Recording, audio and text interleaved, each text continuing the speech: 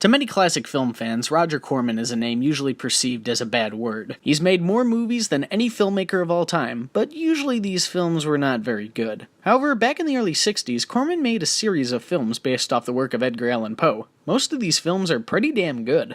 And if I had to pick my favorite out of all of them, it would have to be Masque of the Red Death. The plot is the same as the short story. In medieval Italy, a plague known as the Red Death has broken out in the countryside. A prince, played magnificently by Vincent Price, decides the best thing to do is to lock him and his friends up in his castle until the Red Death has wiped out the peasant population. Something that this film does differently from the other Poe adaptations is that this one doesn't have a main character. We follow several different characters at once, and it's debatable who's the main character. In fact, one of the characters we follow is from another Poe story, Hopfrog. It's about a midget court jester named Hopfrog who wants to get revenge on a noble who struck Hopfrog's wife. This film reminds me of the movie Trick or Treat because of all the stories constantly being interwoven with each other. The creative approach of this film is why I think it's more appealing than the other Corman Poe films. Most Corman films from this period were considered cheesy and campy, but that's the last thing with this film. The gothic sets alone are enough to establish a creepy atmosphere that resonates for the entire film. Some of the best sets are the ones you see the least, and that can be frustrating for the viewer to not get a very good look at them when they're on screen, but I'm sure that was the whole point. Corman wants to show as little as possible so he can make the audience beg for more. But we have to talk about the man himself.